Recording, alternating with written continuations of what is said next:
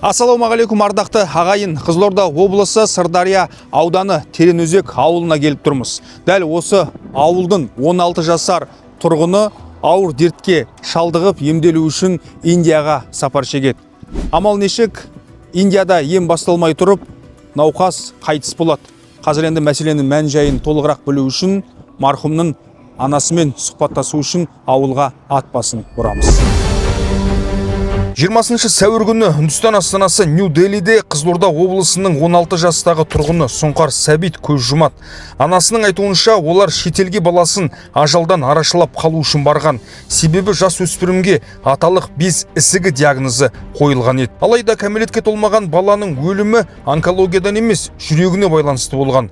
Марқұмның анасы Қазақстандағы дәрігерлер баламның жүрегіндегі ақауды анықтай алмады дейді. Елге оралған соң қара жамылған ана медициналық туризммен айналысатын компанияға наразылық білдіріп, ақшамды жымқырды деп мәлімдеме жасады. 15-20 миллионда кетті деп ойлаймын, бірақ білмеймін, точно анық айтамаймын. Кредитім бар, сатқаным бар, халық бір 2 миллион, 3 миллиондай ақша жинап берді. Ешқандай ем алып, еш нәрсе алған жоқпын.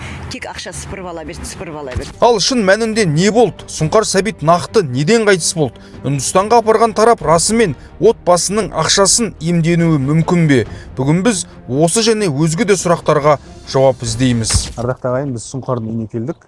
Қазір анасымен тілдесеміз.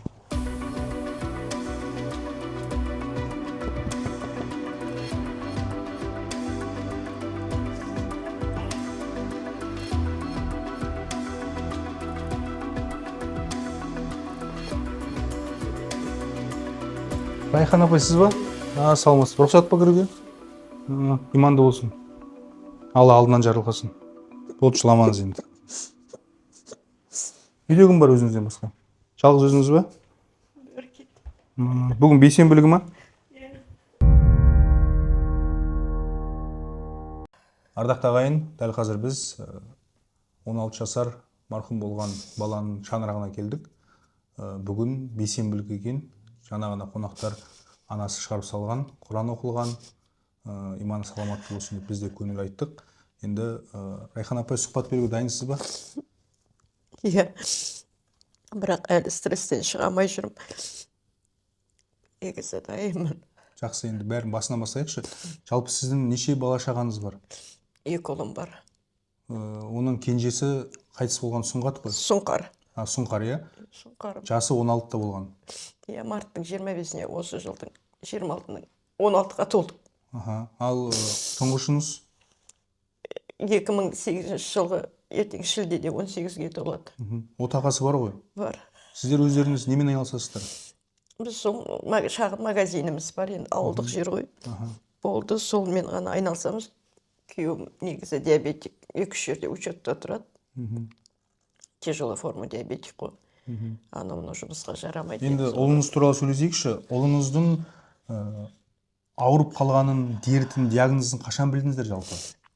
Сол марттың 8-іне шамалы тұмау тиіп ауырып жүрген түгін. Содан марттың 8-і класстастарымен отырысқа барам деді. Ауылда Теренөзекте оқитын еді, 35-ші мектепте. Иса Тоқтыбаевта оқыған. Сол класстастарымен отырысқа барам мама деді, рұқсат сұрады. Иә деп жібердік, бірақ көп ұзамай қайтып келді. Ауырып келді мама деп. Сосын кешкісін үйге кеп жатты, сосын кешкісін скорый шақырдық. Температурасы түспей тұрғасын. Содан праздниктер болып қалды, 2-3 күннен кейін докторға көрсеттік. Сосын ойбай өкпесі кетіп қалды ма, бұл неге температура түспейді екен деді. Сонымен облысқа жіберді, өкпесінде ақау бар деп. Сосын сояқта бірден үзілді кесілді 4-ші стадияға қойды. Қай жеріне қойды? Негізі мошонкісінде, қалтасында. Сояқтан, негіз сояға 1 жыл бұрын ауырған, біз докторға көрсеткенбіз. 1 жыл бұрын ауырған кезде қалай ауырды? Мама жаңа папасын айтқан ғой, қалтам қызарып, ауырып тұр дегесін, сосын оны докторға көрсеттік. Қалаға да, білмеймін, қалаға ма, Теренөзекке көрсеттік. Ештен кетпейді, әше сұқ деген ғой деді. Енді көрермендерге түсінікті болу үшін, ол жаңағы әурет жеріндегі аталығы ғой, солай ғой? Солай, дәл өзі. Содан осы жаққа докторға көрсеттік. Папасы бар, көрсетті, емдетті. Сонымен ай жақсы болып кетеді деді докторлар. сол жері сол жерден болды ғой енді. Қараңыз, бір жыл бұрын демек баланың дәл сол жері мазалап больницаға, ауруханаға барады, бірақ ондай диагноз ешқандай қоймайды. Қоймайды. Не деп жібереді сондай? Не үшін ауырды деген кезде бір жауап болу керек Суық тиген деді да, бізде ондай ғой, халатына қарай салады ғой. Анализ бір нәрсе алды ма? Анализ алды ғой сол. Жаңағы тапсырды ғой шамалы анализдер. Жағдайы қалыпты, тек суық тиген деп қайтарады. Қайтарады, иә. Сосын 8 наурыз күні үйге жаңа температурасы түспей барады. Артынша қай облыс қоя ма диагнозды? Облыс қояды, иә, облысқа жібереді, қатерлі ісік бар деді, бүйрегінде бар деді, өкпесінде бар деді. В общем, 4-ші стадия рак деп бірден үзілді кесілді, бітті деп. Демек ана метастаздар тарап кеткен ба бойға? Бойға тараған деді метастазы, иә. Енді сұрақ, ол неден болыпты жалпы? Жалпы неден болғанда сол қуғынан басталды, сол қуықтан ғой негізі. Қуық деп айтып отырмын, жаңа машонкісінен ғой. Жаңа аталық неден, безден, содан басталған негізі. Жақсы, ары қарай әрекеттеріңіз қандай болды? Содан ары қарай сол Қызылордадағы гематологияға жатқыздық, сорада тексерілді, сосын болды, не істеді деп Алматыға научно-исследовательский институтқа жібереді. Иә. Соған барады. Әл-Фарабидің бойында. Иә, содан 31 деді ма, 51 деді ма, білмеймін. Папасы апарғаннан кейін сорада, үшім қарамайды бұларға, сосын шамалы уақыт қарайды да, 2-3 күн жатады, бала 4-ші стадия деп қоямыз біз. Врач айтады, содан біз не істемейміз дейді. Өзімнің шәкіртім бар, студент, соған берем, сол исследование жасайды дейді ғой. Содан қорқып кетеді, интернеттен қараймыз, сөйтсек, Германиямен совместный екен, зерттейді осындай балдарды, шыққан химиямен зерттейді екен, соны естігеннен шошып біз қашамыз Қызылордаға қарай қайттан. Өз еріктеріңізбен көңілдеріңіз толмай қайттан ауылға келесіздер? Иә, ауылға келеміз. Ауылға келгеннен кейін үлкен айқайлайды, гематология біз деген осындай бала жіберіп тұрып, сендер неге қайтасыңдар біз соны деп. Көші бастан құлақ садаға деп жіберген ғой. Соны осы зерттесін деді деген сондай оймен негізі дәлел деп айта алмаймын, негізінде дәл солай болған. Содан біз Индияға алып кетеміз дедік. Жақсы, міне енді сұрақ. Индияға бару кімнің идеясы, кімнің жоспары?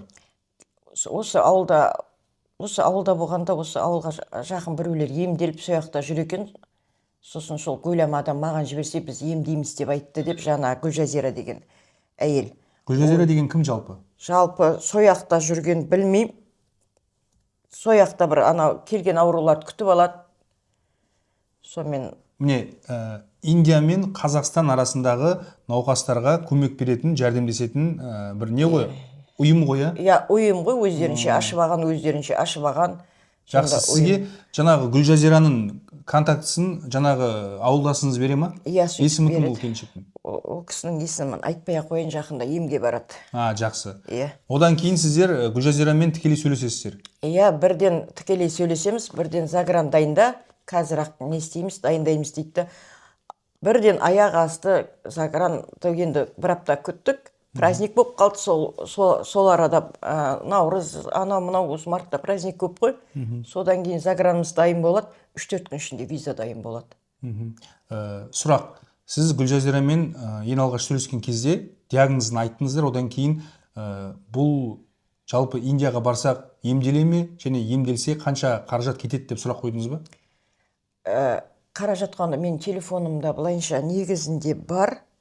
Бірінші қарайым деген несі добросы 4 миллион деп айтады. Жаңағы сол жақтағы қандай клиника қарайды екен? Яшода деген клиника. Яшода клиника алғаш көмектескеннің өзі 4 миллион дейді. Сөйтіп айтты, менде не істейіп, телефонымда бар, бірақ мен көбісі осы нені айтқым кеп отқан жоқ. Неге? Айтпаймын. Менде балам бар, жалғыз түйір. Жақсы. Сонымен сіз енді қанша қаражатпен және онда айтамай, мен білмеймін қанша қаражат екен. Мен алдында да журналистке 31-ші арнаға айтайды деп қоймағасын, жаңағы білмеймін қанша қаражат кеткен, доллармен кетті, рупиймен кетті, мен есептей алмаймын. Жоқ, сіз сұрақ түсінбедіңіз. Мысалы, сіз Қызылордадан Индияға ұшқалы жатырсыз. Иә. Сіздің өзіңізде қанша қаражат болды сол кезде? Сол кезде менде 6 миллион үстінде қаражат болды. Одан кейін де үйде күйімдер, халықтың салып бергені бар. Жоқ, халықтың салып бергені ол Индияда болды ғой, сбор. Иә, сбор. Жоқ, мен оны айтып жатқан жоқпын. Сіз ең алғаш қанша қаражатпен сол жаққа бардыңыз? 6 миллион үстінде ақшамен бардым. Сосынша інілерім, нелерім салып тұрды. Туысқан. Жақсы. Ары қарай Гүлжазира жаңағы medical travel ғой, Иә. солар күтіп алды. Сосын ем-дом қалай жүрді? Ешқандай ем-дом жүрген жоқ. Енді барғаннан кейін не істедіңіздер сіздер? Жаттық сол 12 күн бойы. Арасында анализге апарып келеді. Күн созып жата бердік болды. Енді мен сізге келместен бұрын Гүлжазирамен де сөйлестім. Иә? Тақырып екі жақты болсын деп. Ол кісілер айтады, біз анализ алып, одан кейін баланың ұрығын алдық дейді. Иә, менің идеямен ұрығын алып қалғанбыз. Ұрығы не істейді дегесін. Ол сіздің идеяңыз болды ма? Иә, оның ұрығын алуға бола ма деп мен айтқанмын. Не себепті айттыңыз? Бір нәрсені сездіңіз бе? Жоқ, химия алады, химиядан кейін ұрығы өледі деп жаңа врач айтты. Ұрығы болмайды деді. Одан кейін балалы болу қиын болады деді ме? Иә, сөйтіп айтқасын, сосын мен айттым. Ұрығын алып қалса бола ма екен онда дедім. Ұрығын алып сақтап қойса бола ма екен, бала жас қой, мен оны өлетінін қайдан білейін, жас қой, енді ертең үйленіп жатса баласыз қалай ол деп сөйдеп болады деп, содан сөйтіп ұрық алынды. Ұрық алынған кезде оны сақтауда енді қаражат қой. Қанша қаражат кетті білесіз бе? Білмеймін мен қанша. Әйтеуір бір бәлесе $1000 ма, $2000 ма сондай кетті. Маған чегін жіберді, 2 жылға сақтау $1000 депті. Иә, сондай бір бәлесе кетті, мен білмеймін точно сол. Енді қазір де бар чектер. Қазір балаңыздың жалғыз қалған сол ұрығы Индияда. Индияда. Енді мен сізге не үшін келіп отырмын? Сіздің қазір талап арызыңыз қандай? Өкпе назыңыз кімге? Ешкімге өкпе назы қоймаймын мен. Қорқам қазір ешкімге біреуге бірдеңке деп айтуға да. Сіз енді ұрығымды алдырғым, баламның ұрығын алдырғым келеді, Қазақстанға сақтағым келеді. Енді Индияға бармасам деймін, енді ондай адамдардың қолына тап келмесем деймін. Бармасам деймін. Жақсы, енді. Сосын вейп-горилла деп маған айтайды дегесін, қорыққаннан емдемей қояма, бөтен мемлекетте жүрмін деп вейпта горилда ішкен жоқ. Қазір сіз ауылда тұрсыз ғой, любой адамнан тоқтап, любой мен анау-мынау деп айтпаймын. Өзіңіз любой адам кетіп барады ма, тоқтап, менің балам қандай деп сұраңызшы, менің балдарым қандай, 2 баламда. Енді мен сөзім жоқ, мен балам ше айтқызып, ешкімде жоқ түгін ондай бала, ешкімде. Мен мынандай сұрақ қойыңызшы, сабыр сақтаңыз Райхан апай. Иә? Балаңыз неден қайтыс болды? Жүректе тромбоны сояқта білдік. Олар диагнозды сіздер барғаннан кейін айтты, иә, балаңыздың жүрегінде тромбы бар. Иә, сояқтан білдік. Бірақ Алматыда болдыңыз, облыста болдыңыз, Қызылорда облысы. Ешқайсы айтқан жоқ. Айтқан жоқ. Баламды қайтыс болып әкеп отқан кезде Минздравтамыз деп 2 келіншек келді врач. Біреу енді біздің Тереңөзектікі ғой, Сырдария ауданы. Мазақ қылып мені. Бүйректегі тромбты бізге онкология деді ғой баста. Бұяқтағылар бізді барынша қорқытты негізі бұяқтағылар. Бітті балаң, бітті деп, бірақ өйстіп мен сияқты, сіз сияқты жүрген бала ғой, оның онкология ауырып жатыр деп төсек тартып жатқан бала емес. Кәдімгі ойнап күліп өйстіп жүр, міне, өйстіп ешқандай жатқан бала емес ол. Ауру деп түріне қарап та айтпайсың оны. Сонда бүйрегіндегі тромбты неге айтпайсыздар, самолетке ұшуға болмайды екен ғой, неге айтпайсыздар деп жылаған кезде, міне айтқанбыз, міне деп бүйректі көрсетіп, мені мазақ қылып отыр, сөйтіп бүйректе тромб екен, ол онкология емес. Жүректе де тромб бар. Мен айтам, почка мен сердцен айыра аламын ғой, мен де орысша оқыдым ғой көкем-ау деп. Жүректегі тромб дегенді анықтау оңай ғой. Егер ЭКГ-ға түссе. Жоқ, петкітаға түстік қой, петкітада бәрі шығады ғой, неге оны айтпайды бізге деймін ғой, біз 3 рет ұшырдық самолетке. Егер де сіздер білсеңіздер, айтылса, сіздер Индияға бармай, осы жерде ем жалғастыратын едіңіздер ғой. Иә, да жүрегін емдететін едік қой, білем ғой, мен де самолетке ұшуға болмайтын. Жақсы, енді қараңыз, Индияға бардыңыз, тек сіздер енді сол аталықтағы қатерлі ісікпен күресуге барып тұрсыздар ғой. Сіздерге жаңағы клиника айтады, жүрегінде тромб бар деп. Сіз қалай қабылдадыңыздар? Мен қорқып кеттім, бөля, мен самолетке ұштым ғой деп, қорқып кеттім, болмайтын, білем ғой. Өзімде жүрек ауырымы ғой, негізі білем, сондай ұшуға болмайтын. Бірақ амалым жоқ, ұштық қой. Сосын білгеннен кейін әрекет қандай болды? Не істеді клиника? Клиника еш нәрсе істеген жоқ, бір 2 укол берді, оны салып та үлгерген жоқпыз. Ешеденке болған жоқ. Еш нәрсе деп айтамаймын, мен ем қабылдаған жоқпыз біз. Бірақ 31-ге басқа да басылымдарға берген сұхбатта менен ақшаны жымқырды деп айтыпсыз. 15-20 миллионда кетті деп ойлаймын, бірақ білмеймін, точно анық айтамаймын. Тек ақша сыпырып ала берді.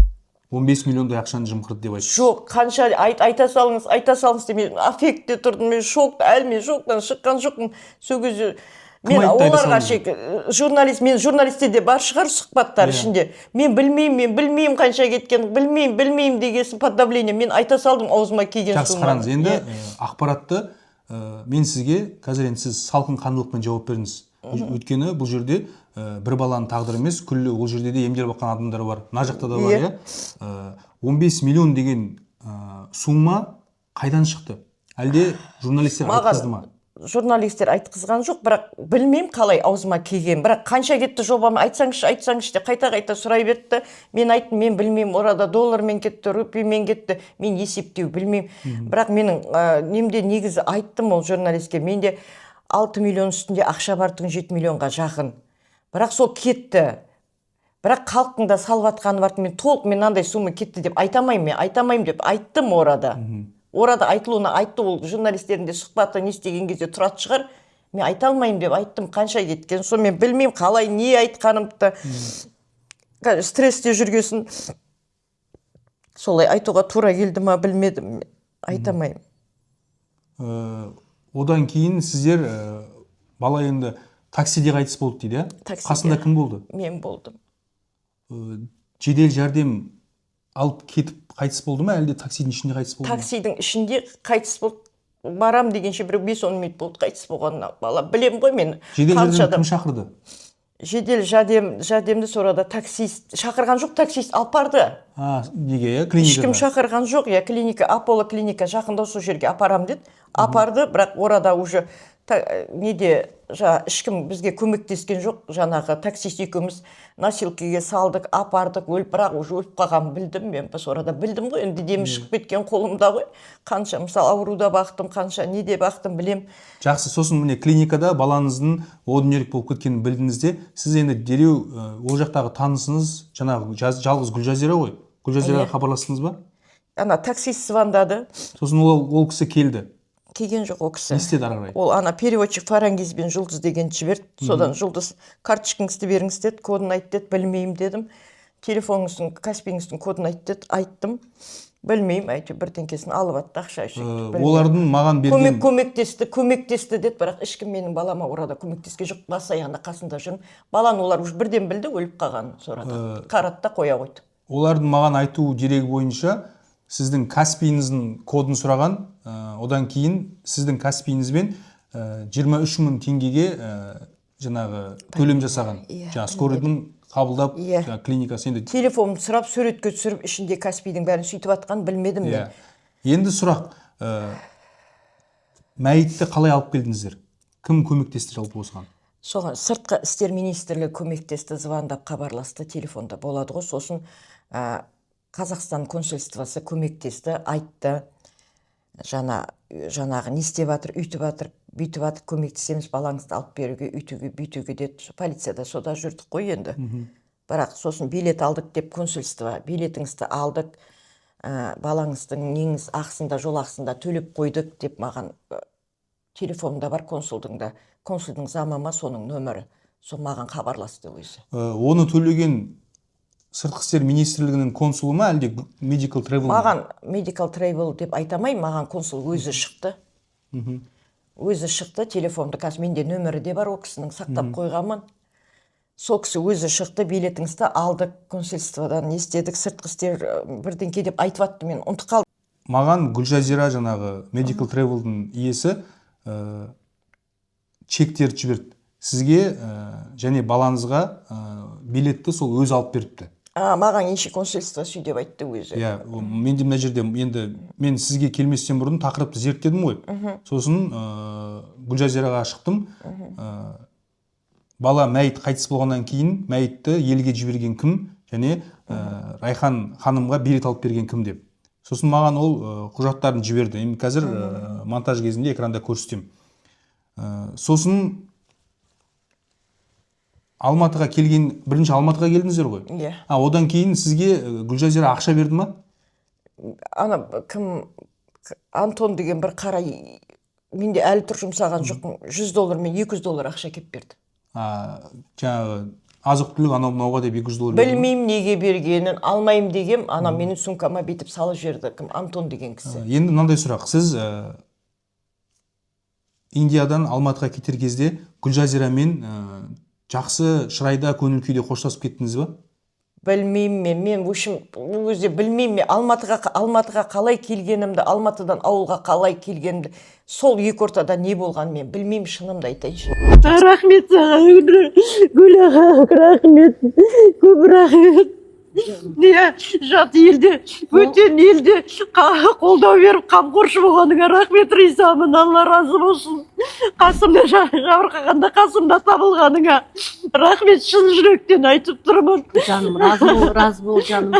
Қолымнан келгенше жәрдемді бердім. Енді суррогатный ана табатын болсаң, оған да жәрдемді берем. Суррогатты ана керек маған. Халқым, қазағым көмектесші, баламнан тия қалып қалайын. Жақсы, енді мынандай сұрақ мазалайды. Қазір енді сіздің өкпе назыңыз кімге жалпы? Талап арызыңыз қандай? Мен ешкімге де талап арызым жоқ. Мен ешкімге де талап арыз. Просто мен баламның ұрығын әкеліп, сосын вейп горилла дегенді сол өтірік екенін мен айтқым келеді. Иә, вейп горилла деген ол өтірік. Мен сорада қорыққаннан балам айтасаш дедім. Ана іштің ғой, я горилла іштің деп Гүлжазира вейп шекті. Вейп деген шыққаннан кейін сұрасам не десем, мама білмеймін, электронный сигарета ол. Біздің ауылда ол жоқ, біз ауылдық системада өмір сүреміз ғой, мама деп. Мен қаланың баласы емеспін, бұл вейп деген шегетін көргенде дүнием емес. Оны не үшін, ол әңгіме не үшін айтылды жалпы? Білмеймін, мен оны айтамаймын. Жүректің тромбосы соған қатысы бар дегенде айтылды ма? Жоқ, онкологияда вейптен онкологиядан болды деді, гориллада онкологияда, содан болды деді. Мама, мен спортсмен, мен горилла ішпеймін, білесің ба мама деп жылады. Шыққаннан кейін ауылға келгеннен бәрі сұрап жатыр, сен балаң горилла вейп деген не ол шекпейді ғой, сен балаң ондай емес қой сенің. Бұл ақпаратты кім таратты? Гүлжазира. Жоқ, Гүлжазира қайдан таратады бұны? Сол бізді сөйтіп естіп, неге видеоға түсіріп тұрды да сөйтіп не істеді ғой. Мен айта саш балам құрсын, емделіп кетсек болды, тәуекел аман қалсақ болды, жаның аман қалса деп айтқанмын. Сосын Гүлжазира өзі SMM-мен видео түсіріп, сбор ашады сіздерге, иә? Ол кезде сұңқар тірі. Толғанай дегенге 350 мың теңге аудар деді, аудардым, сол мен сбор ашып берді ғой. Сборда сіздің есеп шотыңыз көрсетілді, иә? Каспиймен халық. Қанша ақша түсті? Білмеймін. Бірақ ол ақша емге кеткен жоқ қой. Өйткені балаңыз енді, сіздер балаңыз 20 күні қайтыс болыпты сәуірдің. Ал сіздер қашан бардыңыздар? 9-ы бардыңыздар, иә? 8-ме бардық. Иә, бірақ клиникаға 9-ы барыпсыздар. Иә. Сонда 11 күннен кейін қайтыс болып отыр ғой. Иә. Ал сбор қай күні ашылды, білесіз ба? Есімде жоқ. Сол 9-ы 10-ы ашылған шығар клиникаға барған кезде. Қайдам есімде жоқ.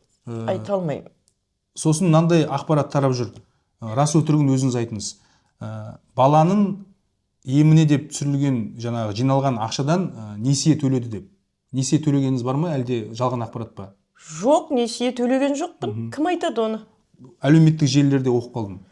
Соны өзіңізден сұрауға келіп тұрмын. Жоқ, менің қарызым жетеді. Төленген жоқ менен несие. Жақсы. Енді прокуратураға таяуда барып арыз жаздыңыздар ғой? Жазған жоқпын мен әлі. Мен қорықтым, енді жазбаймын арыз. Гүлжазираға айтасың, мен қорқам, Гүлжазираға айтыңыз, жазбаймын, болды, қойдым. Жоқ, сіз кімнен қорқасыз? Қорқам мен, бәрінен қорқам. Кімнен? Атын айтыңыз. Айтпаймын. Мен сол үшін келіп отырмын ғой сізге. Қандай бір шикілік бар? Ешқандай шикілік жоқ. Просто менің балам жаңағы ұрығын алдырсам, вейп горилладан ақтабасам, сол ғана арманыңыз. Енді ұрық бойынша сіз кімнен консультация алдыңыз? Жалпы алуға бола ма екен Индиядағы ұрықты?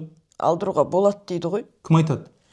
Білмеймін, елдің жұрттар айтқаны ғой енді. Жақсы, енді сіз Гүлжазирадан сұрадыңыз ба, мен баламның ұрығын алып бере аласың ба деп? Сұраған жоқпын. Неге? Ол жоқ, айтпаймын, еш нәрсе айтпаймын. Сіз әлденеден қорқып отырсыз ба? Айтпаймын, ештеңе айтпаймын. Болды, осы екі қана талабым бар, осы ештеңе талабым жоқ. Жақсы, енді бірінші талабыңыз ұрықты алдыру, екінші талабыңыз вейп, горилла, вейп шегет, горилла шет дегенді жоққа шығару. Жақсы, оны түсіндік. Енді бұл жерде басты мәселе баланың ұрығы. Ол ұрықты алып сіздер бір суррогат анаға салдырғыларыңыз келе ме? Иә, 2 жылға дейін сақтап қойып сосын салуға болады екен. Ал егер ұрықты... Білмеймін енді, мен аласыз, баласыз, құса болдым бала. Райхан ханым, егер ол жақта ұрықты салдыру үшін сол Индияға суррогат ананы алып келу керек десе не істейсіз? Барғым келмейді, көңіл маған, ол жаққа бармаймын мен. Ал жаңа айттыңыз ғой, бір танысым барды деп. Сосын мынандай ақпарат Threads деген әлеуметтік желіде Перизат деген кім? Перизат деген бір қолданушы. Сол жазған екен, баланың мәйітін алып келуге көмектесіңіздерші, 35 анасының қалтасында 35 мың теңге бар деп. Рас па ол ақпарат? Ол ақпарат, иә, негізі рас. Кім Гүлжазира ханымдар бәрі мен немді суретке түсіріп алды ғой. Каспиім. Солар Гүлжазира ханым айтқаны оны негізінде. Бірақ мен айтқан жоқ, мен үйдегілерден сұрағам, ақша салыңдар, тез кредит алыңдар деп. Гүлжазира ханым маған мынандай жіберді, қараңызшы. Сол ана жерлеуге неге сол ақша сал жіберген мен. Жасыратын несі бар? Болды ғой болар.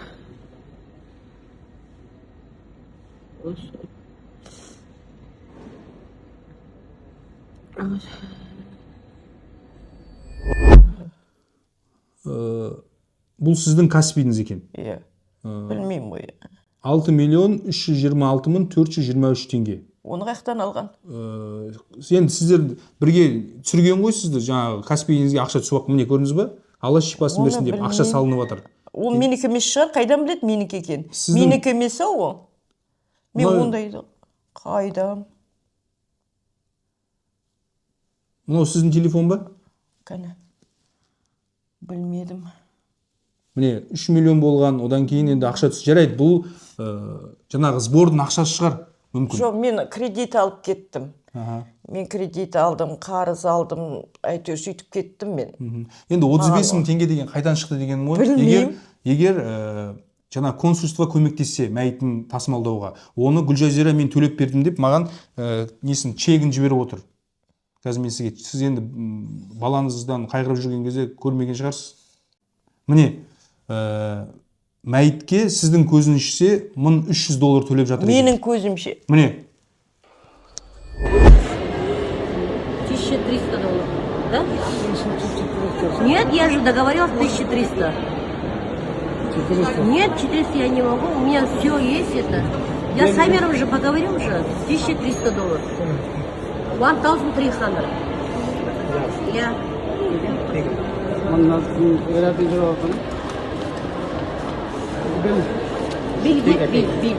Бил. Я?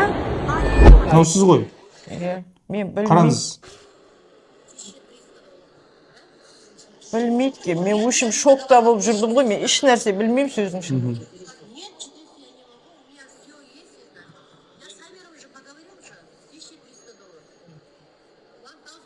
Міне. Мұны білмеймін, есімде де жоқ. Мынау Гүлжазира ғой? Иә. Мынау сіз. Көрдіңіз ғой, көз алдыңызда доллармен санап $1300. Бұны маған жібергені, мен $1300 мәйітке деп төледім дейді. Оның видеосы да бар, қасында Райхан отыр дейді. Ал әлеуметтік желіде Гүлжазира ешқандай көмектеспеді деген ақпарат тарап жатыр дейді. Мен білмеймін, мен білмеймін. Енді ұрық мәселесін қайтеміз? Білмеймін, қалай алдыртатынымды. Сіз енді алдырту үшін бір іс-әрекет жасау керексіз ғой? Сол ғой. Прокуратураға барды деп мәлімдеме берді ғой, 31-ші арна, басқа да басылымдар. Не үшін барып? Барғам жазам дегенмін. Сосын біз Сырдария ауданына жіберген, сосын барып жазбайым дедім. Ешкімге үстіне арыз жазбайым, ештеңкенің керегі жоқ. Ұрықты алу үшін неге арыз жазбайсыз? Ұрықты алдыру үшін. Прокуратураға ма, сөйққа жазам ма, мен білмейді екем қайыққа жазатын. Жоқ, оны консульствоға айту керек, сыртқы істер министрлігіне. Жаңағы сізге айттыңыз ғой, номері бар деп. Соларға шығып, менің жалғыз ғана тұяғым болған, соның жаңағы ұрығы, соны алдыру үшін әрекет етейік деп. Онда мен өзім сыртқы істер министрлігіне жазайын сіздің атыңыздан. Ұрық мәселесі бойынша. Енді мен Гүлжазирадан да сұхбат аламын. Сол үшін айтыңыз, Гүлжазираға қандай қоятын талап арызыңыз бар? ешқандай қоймаймын, ешқандай талап арыз қоймаймын, просто сол веб-горилланы айтқанына Жоққа шығару керек па? жоққа шығару керек. Шекпейтін бүкіл халықтан тоқтап, ауылда тұрсыз ғой ақыры. Любой адамнан көшеден сұраңыз, менің балам қандай болған. Ондай бала емес, шын айтам, қыз сияқты тәрбиелеген балам ғой менің. Қайырлы түн, қайырлы таң мама деп ауырып тұрма, бүкіл халықтың жағдайын жасап, апа жағдайыңыз қалай, жақсы ма деп ауырмаңыздар, бәріне сөйтіп тілектес бала түгін, бұл басы ерекше бала түгін бұл. Мұндай бала емес менің балам, шын айтам. Сізге бір видео көрсетейінші, осы видеоны түсіндіріп беріңізші.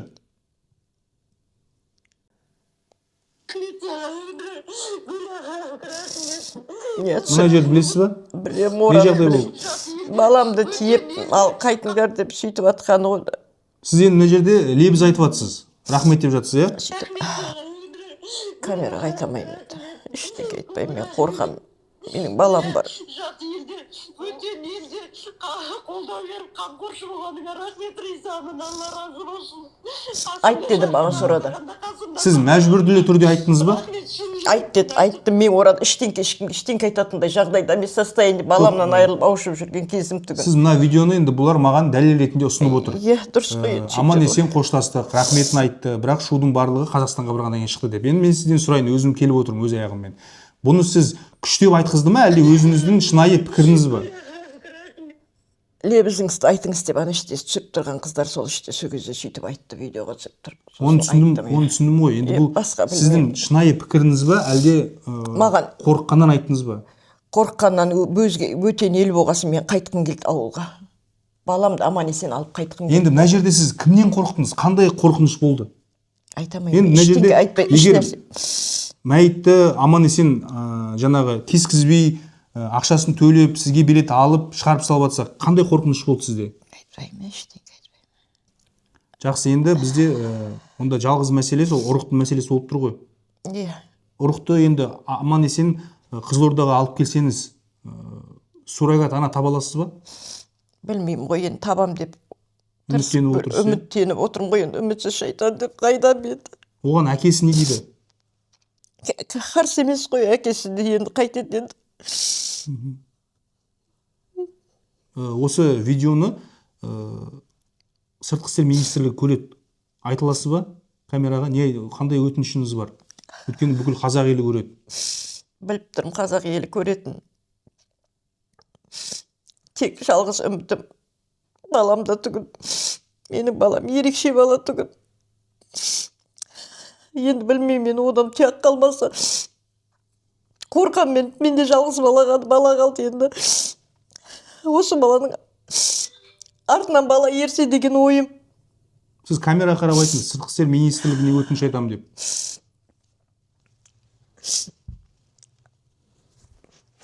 Сыртқы істер министрлігіне өтініш айтам, маған баласынан айырылып отқан ана ретінде көмектессеңіздер, сол баламның ұрығын Қазақстан өз елімізге алып келсек деймін. Көмек жәрдемдесіп, көмектесіп жіберіңіздер. Білем, Индияда да көмектестіңдер, маған звондадып айттыңыздар.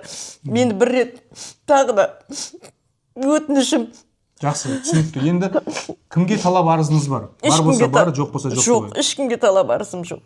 Жақсы, ардақты ағайын, қазір енді тас түскен жеріне ауыр, бүкіл салмақ осы Райхан ананың арқасында. Өзі Алла екі ұл берген, біреуін алды. Бірақ жаңағы қайтыс болған марқұмның ұрығы Индияның Дели қаласында. Қандай ауруханада? Білесіз бе? Жолда қайтыс болды, Аполлоға апарды, қайтыс болғаннан кейін. Жоқ, ұрық қай жерде сақталып тұр? Аполло клиникасында. Ұрық Индияның Аполло дейтін клиникасында сақталып тұр. Ұрығын елге алдыру үшін сыртқы істер министрлігінен біз барынша көмек сұраймыз.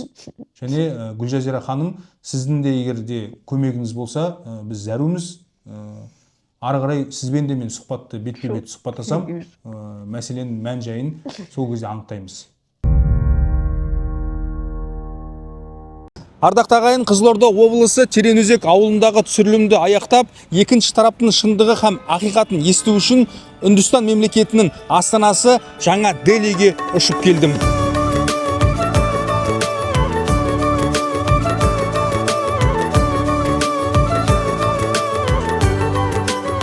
Қызылордалық Райхан ана мен оның 17 жасар ұлы артында тұрған Яшода клиникасының дәрігерлерінің қабылдауында болған. Ал дәрігерлер мен науқас арасындағы көпір болған Medical Travel компаниясы. Қазір компания басшысымен тілдесеміз. Ардақ ағайын, Medical Travel ұйымына хабарластық. Бізді осы клиникаға шақырды. Бүгін жексенбі күн клиникада дәрігерлер жоқ, тек сол компанияның өкілдері бар, басшысы бар. Біздің мақсат қазір басшысымен тілдесу, Райхан ханымның өкпе назын, базынасын жеткізу және шындықтарды білу. Здравствуйте. Здравствуйте. Меня зовут Руслан. Меня зовут Я журналист, прилетел специально из Казахстана, с Алматы. Очень приятно. Хочу побеседовать с Гульжазирой. Гульчазира мадам? Она Возможно, здесь. да? Да, можно.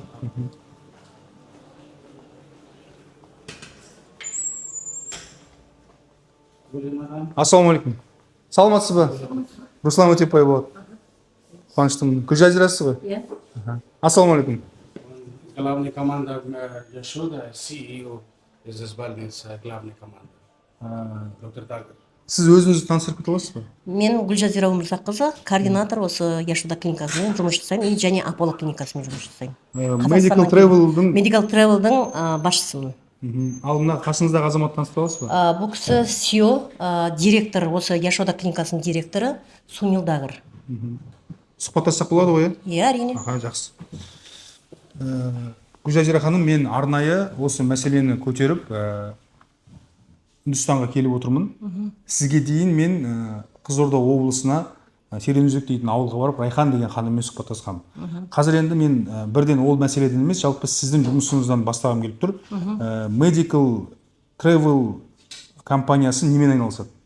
Medical Travel компаниясы Қазақстаннан және Өзбекстаннан, Қырғызстаннан келетін пациенттерді біз аэропорттан күтіп алғаннан бастап, осы клиникада өзінің қол астында 6 переводчик қызметкерлері бар. Сол переводчиктер сүйемелдеп, яғни тіл мәселесі бойынша орысша тіл керек болса, қазақша тіл болса, өзбекше тіл болса, соларға көмектесіп осы клиникаға әкелеміз. Клиникаға әкелгеннен кейін клиникадағы барлық қажетті емге қажетті аудармашылық қызмет жасайды және сервис көрсетеміз. Бірақ біз олардың еміне жауап бере алмаймыз, себебі біз медик емеспіз, яғни медицина қызметкері емеспіз, бірақ біз екі ортадағы көпірміз. Жақсы, демек сіздер келген науқастың ем-домына емес, сол ем-домының дұрыс ұйымдастыруына жауап бересіз. Иә, дұрыс ұйымдастыруына және елге кеткеннен кейін де, мысалы бізде қаншама қазақ пациенттер бар, елге кеткеннен кейін де біз олардың қан анализдерін бізге жіберіп тұрады, химиотерапияларын алатын уақыттарын бәрін біз дәрігермен видеоконсультация, аудиоконсультация жүргізе отырып, қашан пациент толық емделіп кеткенше, өздері бізден қол үзгенше біз олармен байланыста отырамыз. Сұрақ, сіздерге қаржыны беретін кім? Науқассыз ба, әлде дәл осы клиника ма? Жоқ, бізге ешқандай науқастан біз бір тиын ақша алмаймыз. Бізге осы Үндістан медицинасының медтуризмін дамытып жатқан үшін және бұларға біз экономикасына қаржылай, былайша айтқан экономикасы дамып жатыр ғой бұлардың, біз пациент берген үшін.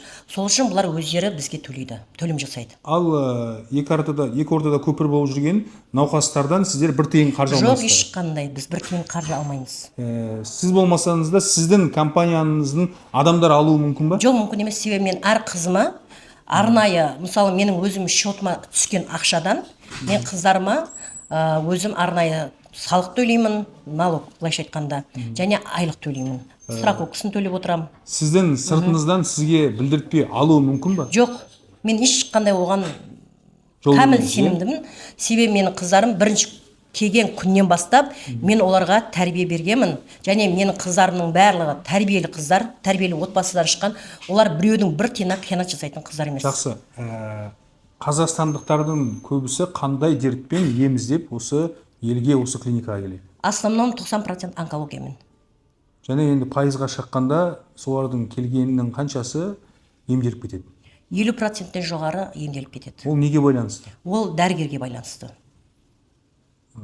Дәрігердің барлығы бірдей емес па сонда? Жоқ, дәрігердің барлығы бірдей деп айта алмаймын. Ал жақсы дәрігерге түсу үшін не істеу керек? Иә, біздің мен Қазақстан демей қой, мен енді Қазақстанның онкологиясына ісім түскен жоқ, мен олармен жұмыс жасаған жоқпын. Бірақ Үндістан мемлекетінде мен бірнеше клиникаларды білем, және бірнеше клиникалардың ішіндегі именно мен тапқан онколог врач, ол өте мықты, әлемдік 5 топқа кіретін дәрігер.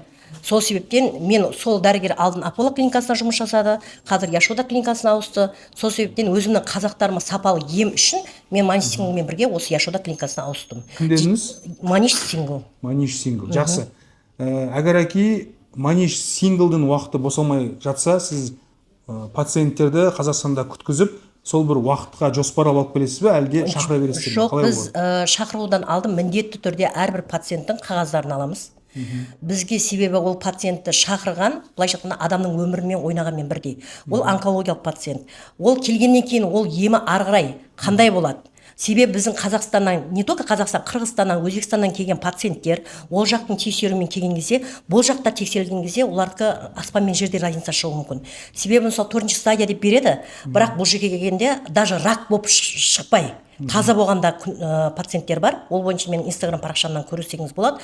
Ал даже біреулерге 2-ші стадия десе, 4-ші стадия, 4-ші стадия десе, 1-ші стадия болып қалуы мүмкін. Ондай да өзгерістер болады. Жақсы, енді нақты мен келген іске көшейін, рұқсат болса. Маликова Райханмен алғаш қалай байланыс орнатылды? Маликова Райханда мен алғаш 3 рет кездестім ол кісімен. Алғашқы рет 9 апрель күні, ол кісі 8 апрель күні түнде келді, 12-де. Сосын біздің менеджер арқылы отельге жайғастырылды. Сұрақ, ол кісі қалай келді? Кімнің рұқсатымен келді? Кім келді деп айтты? Оның келу себебі ортада бізде 2 жылдан бері бізде жақсы ем алып жатқан Айдана деген пациент, оның қайынсіңлісі болып келеді екен. Райханның. Сол Айдана пациент менің менеджеріме қағаздарын жолдаған. Қағаздарын врачқа көрсеткен кезде, врач бұл емделетін рак, сол үшін келсін деген. Врач жаңағы сіз айтқан врач? Маниш Сингл, иә. Біз айтып атқаным, әрбір пациенттің қағазын біз врачқа көрсетеміз, сосын барып шақырамыз. Сосын врач оған айту бойынша где-то 16 март па, 17 март па, мен оны анық білмеймін, бірақ ол айтылған уақыттан кейін бірнеше күннен кейін келді. Тезірек келсін деген, ем берем деген. И және бұл рак, именно жұмыртқаға түскен рак, бұл жазылатын рак деген. Сол себептен мен онымен сөйлескен жоқпын. Менеджер арқылы, Айданамен менеджердің сөйлесу арқылы Райхан келген. Райхан өзінің 17 жасар Сұңқар Сәбит атты ұлымен келеді. 16 жасар. 8 күні келеді. 8 күн түнгі сағат 12-де 9-ына ауып атқан түні. Сіз ең алғаш 9 күні кездесіз? Мен 9 күні кешкі сағат 7-лер шамасынан асқан уақытта. Қонақ үйде ме, осында ма? Жоқ, осында, клиникада.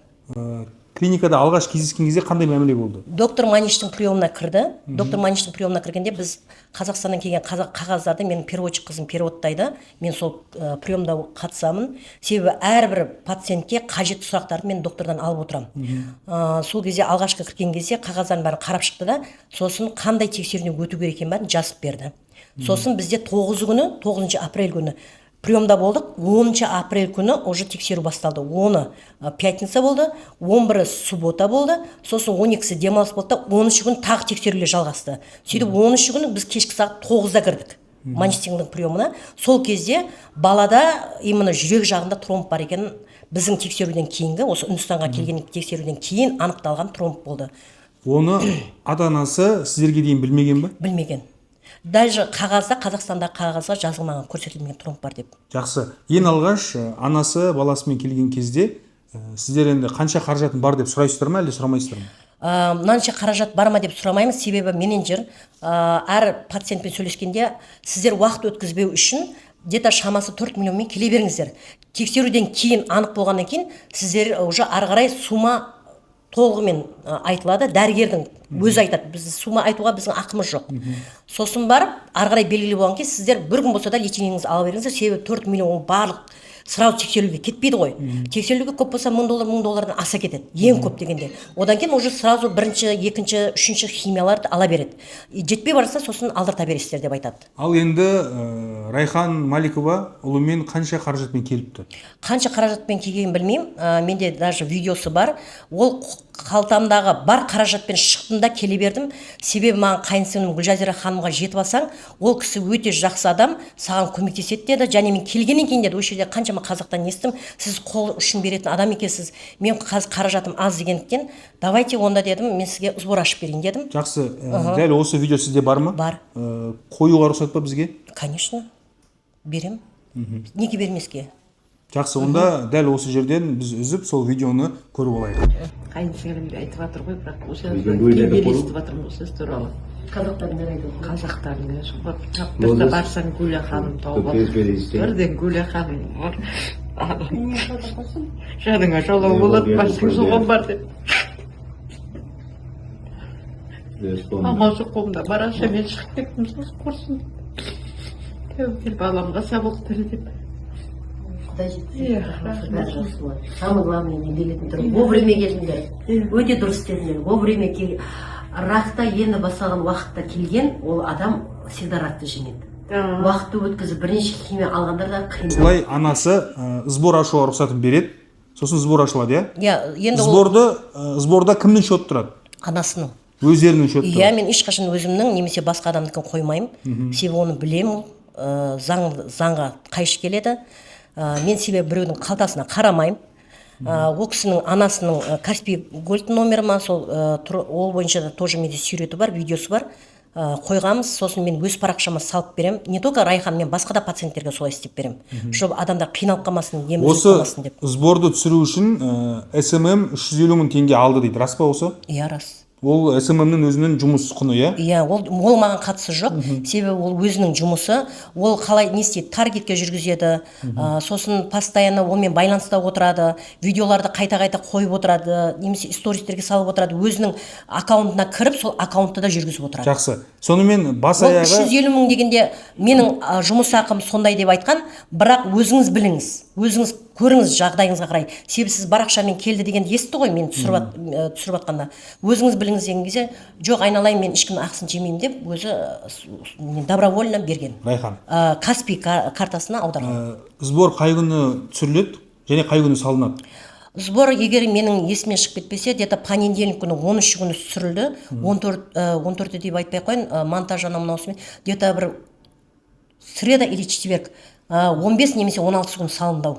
Жақсы. 15-16 салынды, ал бала өкінішке қарай 20 күні жан тапсырды. Иә, 20 күні таңертең сағат 11 мен 12 20-сына дейін сіздер балаға жаңағы докторларыңыз бар, сіздер бар, қандай да бір ем-дом көрсетіп үлгірдіңіздер ме? Жоқ, үлгерген жоқпыз, себебі балаға 21 күні химия беретін болған, алғашқы химиясын. Алайда бала кәмелет жасқа толмаған бір, екіншіден баланың келешекте ұрпақсыз қалмау үшін протокол бойынша бізде бала болсын, қыз болсын, егер ол бұрын тұрмыс құрмаса, бала шағасы болмаса, біз алдын ала оны ескерте отырып, оны ұрығын аламыз, ұрығын сақтауға береміз. Қазір, егер химия жасалынса, демек ұрыққа зардап болады ғой? Иә, ұрық күйіп кетеді, ол өмір бақи бала сүйілен қалады. Осыны сіздер анасына айттыңыздар? Анасына айттық, біз 13 күні тромбы бар екенін ескерттік, және ол үшін қатты қимылдамай, жүгірмейтін барлығын дәрігер тарапынан ескертілді. Және де біз баланың ұрығын сақтап қалу үшін химиядан алдын процедурадан өту керек екенін айттық. Анасы бірден келісті. Сосын 14-нен бастап 14-і, 16-сы, 18-і, ең соңғысы 20-сы еді ұрықты сақтау процесс. Неге ұзақ бұл процесс? Енді оны мен о жағын білмеймін. Олар дәрігерлер өздерінің, мысалы, бірден ұрықтың количествосы алыну мүмкін емес па, сол себептен шығар. Черезден бала 3 рет тапсырды, 4-ші рет бара жатқан кезде шыққан, 10 минуттық жерге барған кезде барып, Жасола бізде район, сол отельден шыққаннан кейін Аполамен және 10 минуттық арасы сондай жерде бала таксиде кетіп бара жатып нашарлаған. Содан маған переводчик қыз, оларға бекітілген Фарангиз деген переводчик қыз еді, маған звондады, мен бірден Аполло клиникасына апаруды айттым. Олар Аполлоға барды, бірақ өкінішке орай бала скорыйда жетпей қайтыс болды. Бірақ ұрығы сақтандырылды ғой? Сақтандырылды 2 жылға. Қанша құпия болмаса ақшаға? Мен чегін алдым $1000.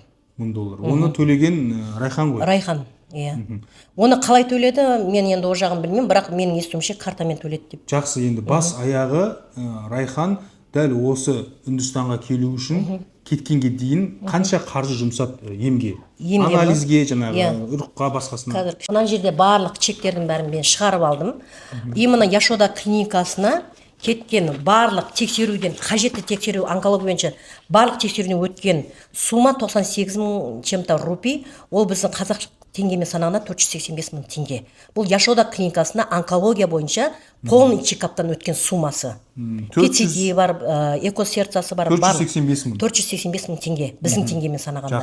Ал ұрық сақтауға $1000. где-то ол тоже 460 қанша қазір курс бойынша сондай Сонда теңге. бас аяғы бір 900 мың теңге десек бола ма? 900 мың теңге болғанда, ну, грубо 2000 доллар, 1000 доллар осы жерде, и теңгемен 485 мың, 2000 доллардан асып тұр. Еще бала қайтыс болады ғой, сол кезде скорыйға, скорый енді баланы қайтыс болғанын көз жеткізу үшін ол жерде қажетті жаңа тексерулер жүргізген, оған 5,5 мың рупийде төленген. Ол теңгемен? Ол теңгемен где-то 35 мың шамасында. Жана таксиде жатқан баланы жедел жәрдем алып барады Жоқ, клиникаға?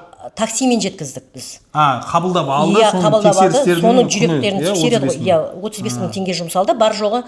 Және де отельдің де шегін шығарып алдым. Мен барлығын сіздің қолыңызға мүмкіндік болса тапсырам. Отельге кеткен сумма где-то 420 доллардай. Ол 9-нан 20-сына дейін, иә? 20-сына дейін. 60 мың рупий төленген, бірақ 21 мың рупийін қайтарып берген. 420 доллар. 420 доллар, Екі доллармен адам ба? санағанда. Бір комната ғой. Иә. Бір комната 2 адам бола ма? Жоқ, 1 адам бола ма? Бір комнатаның ақшасы. Бірақ қалған сумманы отель қайтарып берген, ол бойынша Райханның қайтарып алдым деген қол қойылған қағазда тұр менде. Жақсы, мынау чектермен таныстырасыз ба? Иә, таныстырайын. Мына Яшода клиникасында тапсырылған чектер. Бұлардың бәрі копия, оригинал өзінің қолында. 2925 деген ол? Ол рупиймен ғой барлығы. Рупиймен, Иә, иә. Бұл не жерде қағаз мынау? индийский, бұл кәдімгі чектері. Райхан ханымның төлеген чектері. Міне, мистер Сұңқар Сәбит қандай ем үшін төлеген жазылған ба бұл жерде? Енді бұл жерде жазылған, әрине оны қазір бүйтіп оқу керек. Қандай кім жұлдыз көріп жүресің ба? Иә, мына чектерді таныстырып Сіз кім боласыз? Бұл переводчик қызым. Аудармашы. Жақсы. Так. Мынау консультация үшін. Консультация үшін? Манисингл консультациясына. 9-ы күні кірді ғой? Иә, соның консультациясы үшін, көрерменге түсінікті болу үшін 2925 рупий, ол теңгемен шаққанда? Теңгемен шыққанда 6-ға көбейтесіз ғой. Грубо 6, негіз 5-те 6 ғой. 2925 көбейтеміз 6. 17550. Иә. Келесі құжат? Мынау эко мен УЗИ-нікі. Қалай? Эко и УЗИ-нің чегі. Эко мен УЗИ-дің чегі 8000 8990 рупий. 8000 8990 рупий, бірақ бұл жерде пациенттерде скидка жүреді. Medical Travel'дың пациенттеріне скидка жүреді. И скидкамен, қазір скидкамен силники. Көрсеңіз болады, дискаунт 899 алынған, және общий сумма 8091. Соны 6-ға көбейтеміз. 8091 деген. Сонда 48546. Жана 17000 қанша болды? 17500. 66046. Келесі? Бұл пациентті больницаға жатқызып биопсия алынған кездегі. Рупиймен қанша болып тұр? Общий бағасы. Қазір 1 минут. Антон, шақыр жеріндеш. Сіз білмейсіз ба? Екінші парағы. Екінші парағымен 49169 рупий. Бұл қандай не? Бұл пациент больницаға жатқызылып, биопсия алынған кезде. 295.014. Бағана қанша болды? 66. 361.014 болды. И содан кейін мынау петкіті. Петкіті 36.409. 36.409 көбейтеміз 6-ға. 218.000. 314-ді қосамыз. 532.454. Мынау чектікі. Больницаға жатқандағы общий төленді деген чек. 49.160. Оны есептеп қой бағана. Иә, мынау 3 парақ бірге. Шатасып кетпейді. Иә. Келесі. Мынауға мынауды сол екіншісі ау деймін. Иә. Болды, осы ма? Құжаттары? Иә, барлық тексеруден өткізген құжаттарына кеткен сумма. Міне, бұл Medical Travel'дың айтуынша Райхан ханым олының ем-домына жұмсаған қаражат 532.454 теңге. Келісесіз бе осы? Келісем, потому что мен 485 мың мен 5-те 6 курсымен есептегенде, негізі қазір сіздер 6 мен есептейсіз. Иә, біз 6 мен есептейміз. Және де бұл жерде айта кететінім, именно мен осы клиникаға келген кезде мен бұларға шарт қойғам, әрбір қазақты алып келем, именно менің компанияның атынан келген қазақ үшін 10% скидка бересіңдер деп. Қазір сол клиникада өзінің дәрігер, осы клиниканың басшылығынан да сұрасаңыз болады, біздің әрбір қазақ пациенттер 10% Medical Travel атынан скидка алады. Жақсы. Енді мынандай сұрақ қойғым келеді. Есептің барлығын біліп алдық, чектермен таныстық. бұл Яшодаға кеткен. Иә. Бала қайтыс болғаннан кейін әлеуметтік желіде Threadsте бір жазбаны оқып қалдым. Қазір бала қайтыс болды, мәйітін алуға, елге қайтаруға көмектесіңіздер, халықтан көмек сұрап жатыр.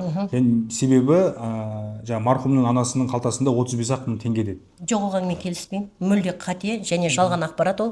Оны хабарды жалған ақпаратты берген Перизат Болатқызы, оны да мен көрдім. Себебі маған да адамдар жіберді оны. Халықтар жіберді, көмектесесіз ба, 35 мың теңгесі қалған екен деп. Мен даже Перизат ханымның өзіне де айттым, маған кешкісін звондағанда, сендер неге ондай жалған ақпарат беріп жатсыңдар? Сендер мәйітті қазір жеткізуде емес, сендер сойғызбауды ойлаңдар деп. Мен сол кезде как раз мәйіт Аполло клиникасына барып жеткізілген екен. Аполло клиникасы моргта болған. Мен мәйітті скритыға бермеу үшін жанталасып жатқан кезім еді. Себебі мәйітті скритыға беретін болса, бұл жерде Индияның мемлекеттік морг алып кететін еді. Және ол скрите қашан дайын болады? Тем более шетел азаматы, ол 1 айда ма, жоқ 3 айда ма, 6 айда ма өлік осы жерде жататын еді. Енді анасының айтуынша барлық көмекті сол консульство берген екен, ал Medical Travel тасада қалып қалды дейді. Жоқ. Менің қазір Антон деген команда басынан аяғына дейін сол моргтың қасында болды. Не болған жағдайда олдан барлығын түсіріп алсаңыз болады. Консульствоның бұл жерде бір қана көмегі тиді. Мәйітті жіберетін кезде ақшасын мен төлеп жатқандықтан, олардың да маған жанашырлық танытты да, олар именно мәйітті жіберетін компаниямен сөйлесіп $400 скидкасын алып берді. Сіздің бір видеоңыз бар, $1300 бір үндіс азаматына тапсырып Иә, бұл мәйітті жіберетін компания. Қазір сол видеоны көріп алайық, одан кейін жалғастырамыз. Иә. $1300. $1300. Иә.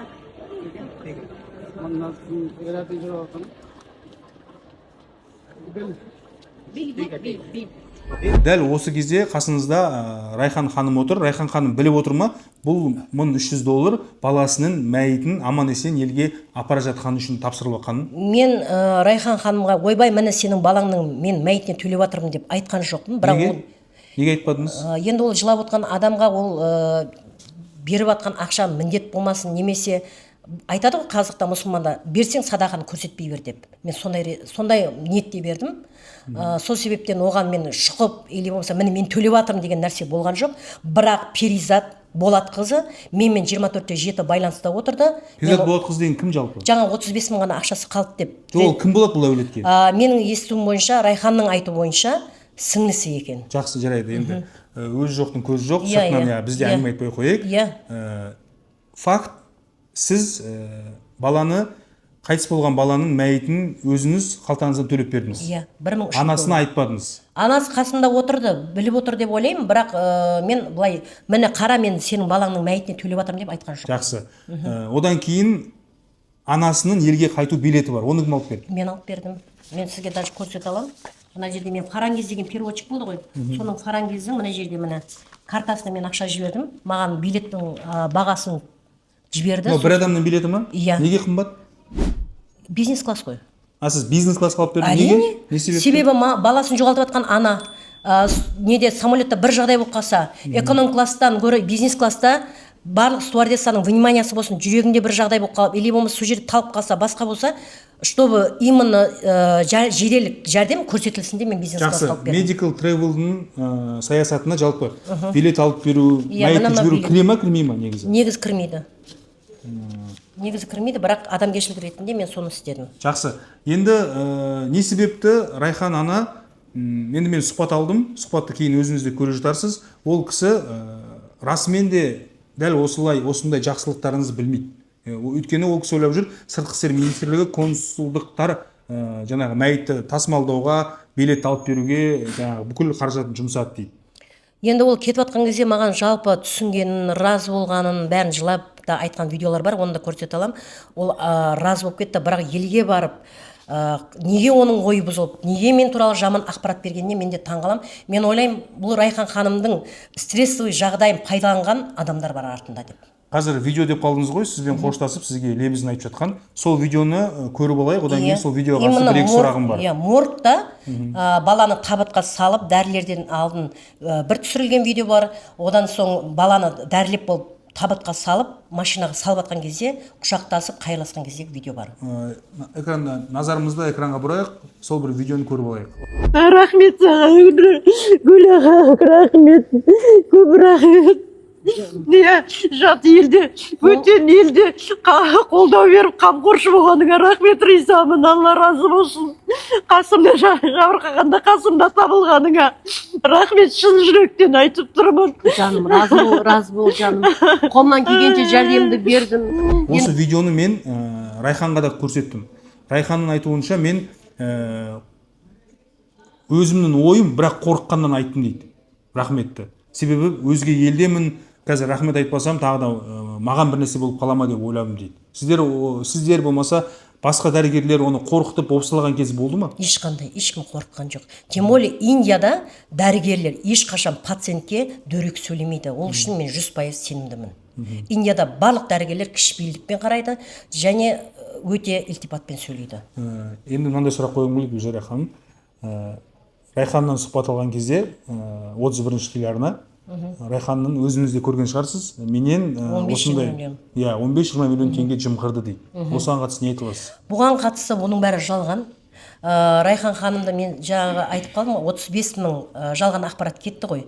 Сол кезден бастап оның қасында ол кезде скорыйда төленген кезде күндіз болды ғой, 11 мен 12-нің арасында скорыйға барған. Сол кезде Фарангизбен мен Жұлдызды жібердім. Жұлдыз негізі олардың переводчик емес, бірақ Жұлдызды мен неге жібердім? Фарангиз Райханмен нетіп жатқан кезде сол жердегі барлық қалай тексеріліп жатыр, не болып жатыр, соның бәрін сен өзің барып көмектесіп отыр дедім.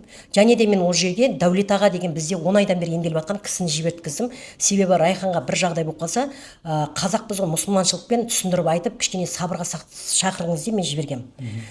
Енді сол күні кешке Жұлдыз осындай біз билетті мәйітке төлейтін болдық деген кезде Жұлдыз келді да, Гүлям мадам, неге сіз төлейсіз? Райханның мен картасының пин коды кімге? Райхан сол жерде даже видеоны барып та көрсеңіз болады. Фарангизге айтқан, өздерің төлей салыңдар деп картаны берген. Фарангиз мен төлемеймін, өзіңіз төлеңіз деген. Сосын жүрек тұсын ұстап, жаңағы мен шамам жоқ дегеннен кейін Жұлдыз жанашырлық танытып, оның картасын 2 рет алып барып төлеген. Жұлдыз деген аудармашым, иә.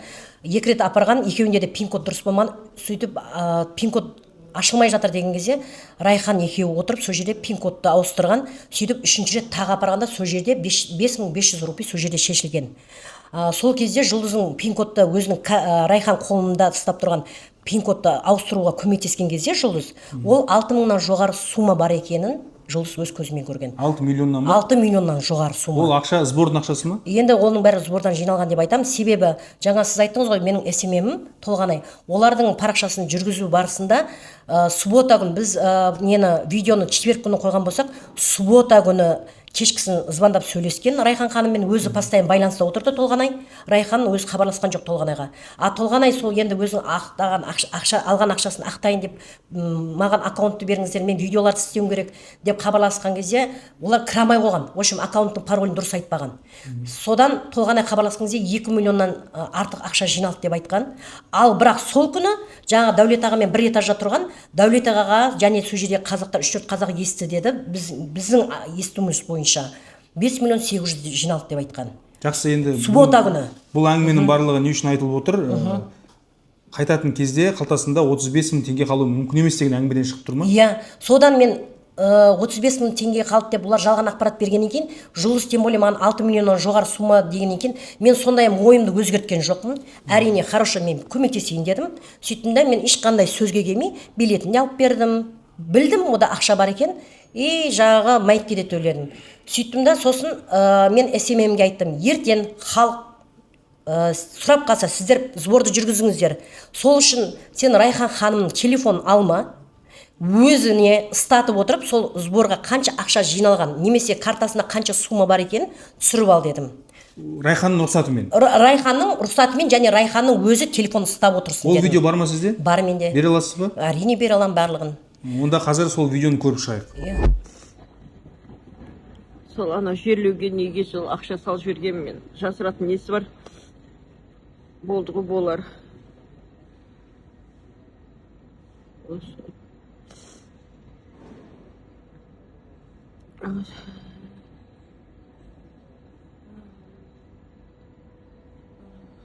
Енді ешкімді мен жаңағы нетпеймін, жамандамаймын, немесе қалай айтса болады, табаламаймын.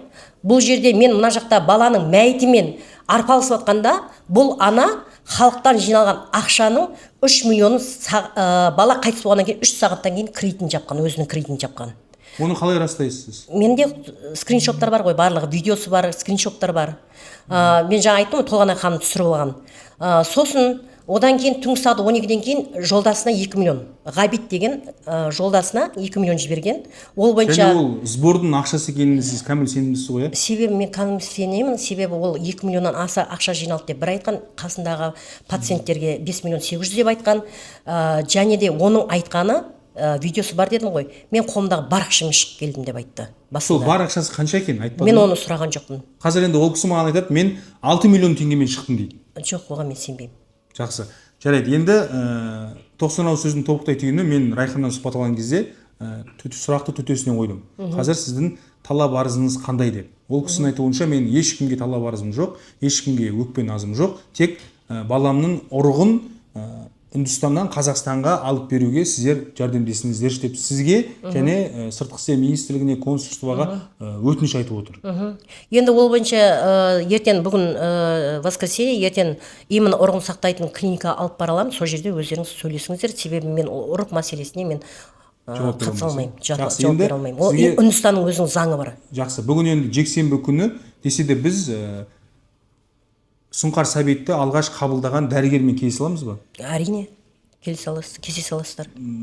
Жаңа мен сырттан сұрасам, дәрігер үйінде деді. Біз үйіне бару керекпіз ба? Иә, әрине үйіне барыңыздар, себебі ол кісі қазір келе алмайды клиникаға, ол аптасына бір күн ғана оған демалыс. Суббота күнді біз ол дәрігерге тыныштық бермейміз. Бірақ үйіне барсақ ол бізді қабылдай ала ма? Қабылдайды деп ойлаймын.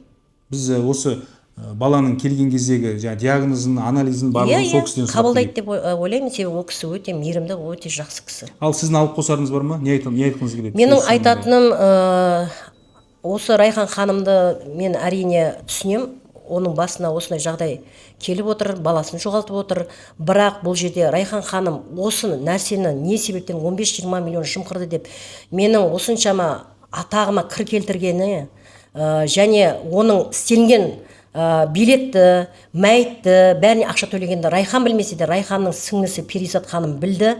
24 сағатта мен постоянно мәйітті жібергеннен кейін де ертесіне де мен барлығында телефонда, түнімен телефонда отырдым. Ол бойынша менде барлық аудиозапистер, даже смс-тер бар. Және консульствоға да мен хабар беріп отырдым. Ол жайында мәйітті күтіп алды ма, мәйіт арғарай самолетпен, Алматыдан арғарай Қызылордаға не самолетпен кетті ма, жоқ жүк көлік машинасымен кетті ма, барлығы мен хабарда болып отырып, ертесіне мен консулдан да барып сұрасаңыз, консулға мен ақпараттың бәрін беріп отырдым.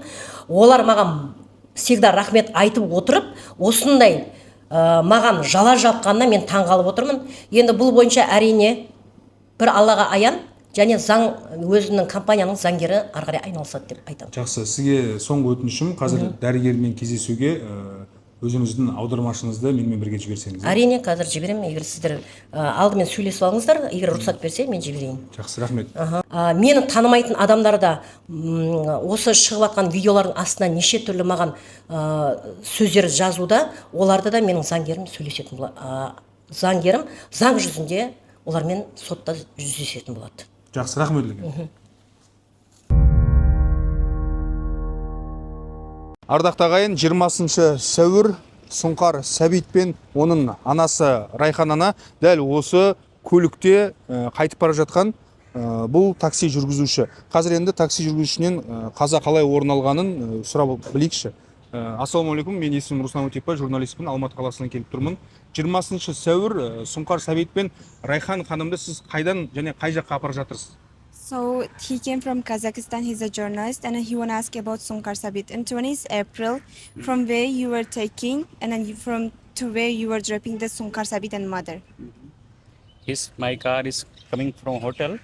He's sitting mother and son in this hotel, and he's also watching mobile, son, and no problem any the sitting time.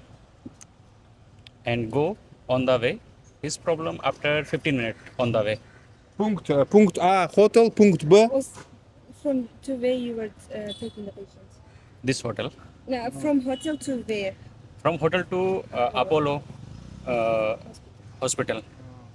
айтып жатыр, жағдай орын алған күні пациент осы отельден Аполло клиникасына апара жатқан едік дейді, рұқсаттандыру үшін. Сұңқар Сәбит көліктің артында отырды ма? He was sitting backside. Yes, backside. Ашып көрсек бола ма? Can you open it? Сұңқар Сәбитке аяқ асты не болып қалды? So what happened to Sunkar Sabit suddenly? He's on the way. His problem like vomiting. So I'm stopped the car near fuel pump, and he's come outside. He's sitting, and he's 2 times like this. And after drink water, but little problem. I'm take and sitting the car and take U-turn. Come emergency hospital Apollo. Жолда кетіп бара жатқанымызда, жалпы машинаға отырып жатқанда барлығы жақсы болды дейді. Жолда кетіп бара жатқан кезде жағдайы бірден нашарлады. Содан кейін машинаны тоқтатып сыртқа шықты дейді. Сыртқа шыққаннан кейін 2 рет пациентте лық су болған. Содан кейін су ішті дейді. Пациент талып қалғандай жағдай болғаннан кейін оны көтеріп көлікке отырғыздық. Больницаға скорыйға алып келдік дейді, Аполло клиникасына. Сіз жедел жәрдемге Сұңқар Сәбитті алып келген кезде ол тірі болды ма, білесіз бе? Do you know that when Sunkar Sabit arrived to the hospital to emergency, were he alive or expired? I don't know. I'm just reach emergency, and he's sitting the ventilator. His hospital people go inside, but I'm not go inside because there's parking problem. I'm go the parking outside, come back after. So inside not allowed me. Пациентті алып келгеннен кейін жалпы мен ішке рұқсат кіргізбейді. Содан кейін пациентті больницаның адамдары ішке алып кіріп кетті. Мен сол сыртта қалдым дейді, пациент машинаны паркингке қою үшін. Өлі немесе тірі екенін білмейді. Білмейді. Жақсы, рахмет сізге үлкен. Ардақты ағайын, 20 сәуір күні дәл осы көлікте болған 16 жасар бала және осы көлік иесі, жүргізуші оны бірден Аполло дейтін клиникаға апарғанын айтып берді. Ардақты ағайын, біз Индиядамыз. Бүгін жексенбі күні ешқандай клиника жұмыс істемейді. Десе де біз Сұңқар Сәбитті қабылдап, анализдерін тексерген, тромб деген диагнозының барын анықтаған дәрігерге келіп отырмыз. Қазір осы дәрігер бізді үйінде қабылдамақшы. Бір-екі сұрағымызды қоямыз.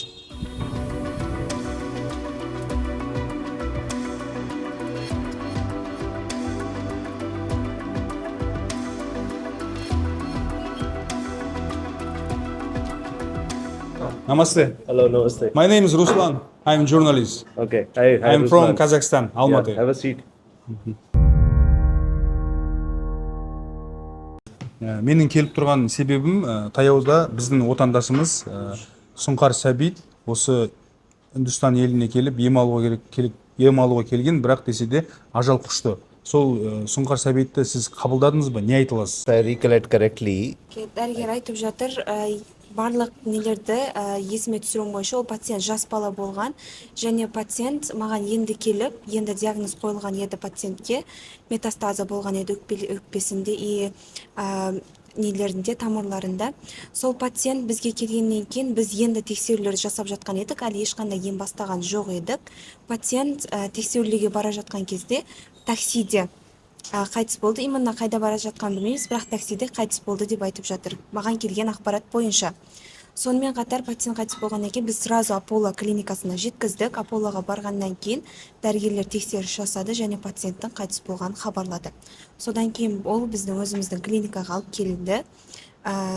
Пациентке сол барлығы айтылған еді. Мынандай сұрақ қойыңызшы, жалпы жүрегінде тромбы бар екенін сіздер білдіңіздер ме? if we understand thrombus as one, Айтып жатыр, жалпы тромбтың 2 түрі бар. Біз обычнада қанның ұйып қалғанын тромб деп айтады дейді. Бірақ бұл пациенттегі тромб именно ісіктің әсерінен болған.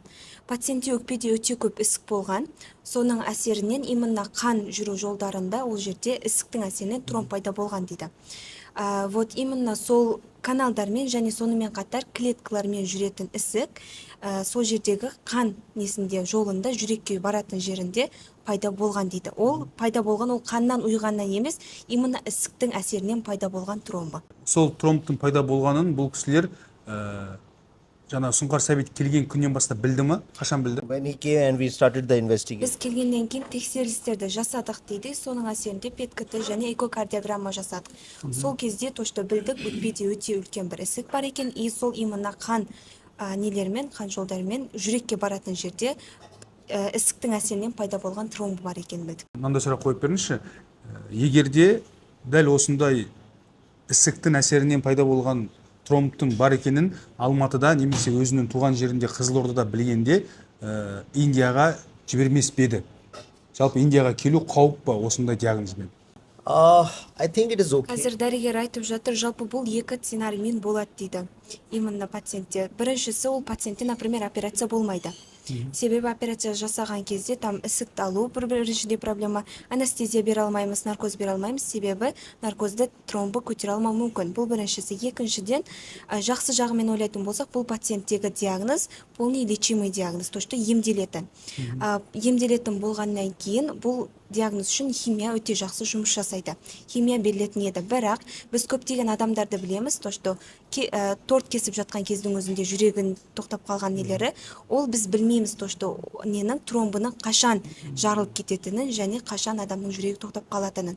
Ол белгісіз деп жатыр. Егерде тромбы жарылмай, сіздердің химияларыңыз сәтті болған кезде Сұңқар Сәбитті жалпы аман алып қалу мүмкіндігі бар ма еді? In a taxi where he could not reach. Дәрігерде пациент болған Өзбекстаннан осындай жағдаймен, осындай диагнозбен, то что онда да тромб болған, ол пациентке химия берілген, және ол ісік кішірейген деп жатыр.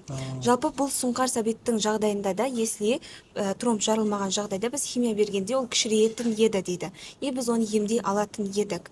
Бірақ ол шансқа байланысты, то что ол білмейміз қашан жарылып кететінін, именно тромбының. Сұңқар Сәбит осыдан 1 жыл бұрын келген кезде жағдай басқаша болар ма еді? Қалай ойлайсыз? Very different, of course. Жалпы біздің түсінуіміз керек болғаны, пациенттер бірінші бастапқы стадияда білген кезде келетін болса, бізде әрине шанс көбірек болады дейді. Алайда кей пациенттер 4-ші стадияда келген кезінде онда уже шанс аз. Бірақ именно Сұңқар Сәбиттің жағдайында даже 4-ші стадия болғанда да бізде оны емдеу үшін шанстар бар еді дейді. Бір өкінішке орай деп айтатын жайт, ол пациенттің бізге көп уақыт бермеуі. Пациент енді ғана тексерістен өтіп жатқан еді дейді. Еш болмаса 3-4 апта бергенде, то что біз ем бастағанымызда мүмкін сценарий басқаша аяқталатын еді. Яғни 3-4 ай біз емдегенде ол пациентте мен өзімнің кереметімді немді көрсете, чудамды көрсете алатын едім сендерге. Пациентте қаншалықты өзгеріс болғанын дейді. Сұңқар Сәбит өзінің анасымен 8 күні келеді, сәуірдің 8 және 20 күні ол қаза табады. 8 мен 20 аралығында қандай ем-дом болады, жалпы не істеді ол балаға? We do a set of blood. Жалпы біз ем бастаудан бұрын бастапқы қан анализдерді, ПЕТ-КТ-ны және экокардиограмма жасағанбыз дейді.